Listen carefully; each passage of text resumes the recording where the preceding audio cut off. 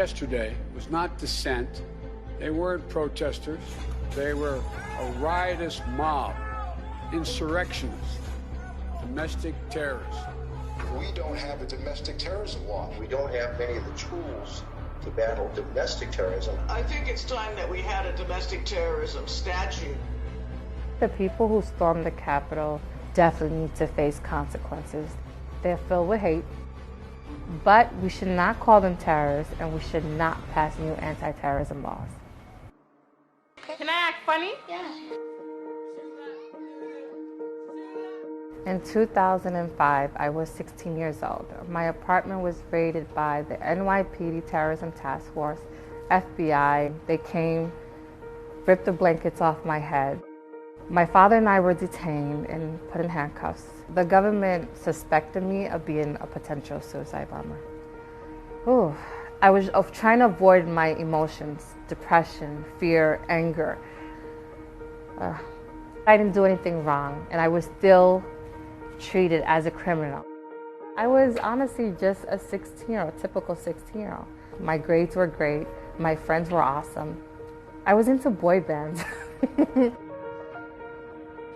When I hear people say we need to expand on war on terror or we need to make new laws, it's an insult to me because for some reason they found the laws to detain me and accuse me of terrorism. And these people essentially passed the most secured building in the country just fine. History shows that having anti-terrorism laws just affect people like myself. Timothy McVeigh and Terry Nichols, former Army buddies with a grudge against the government, planned the bombing. After the Oklahoma City bombing, President Clinton passed a law giving the FBI more power to go after terrorists.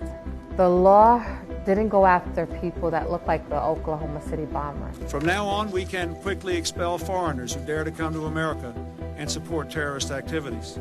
The same thing happened with the Columbine shooting. Mass shootings at school were mostly done by white males. But after the shooting, police presence increased in black and brown schools.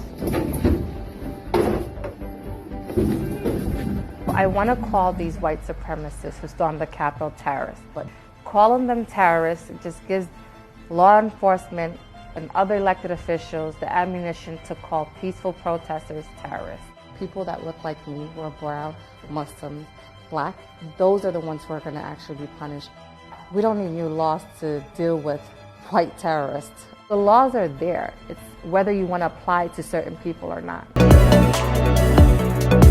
Preview.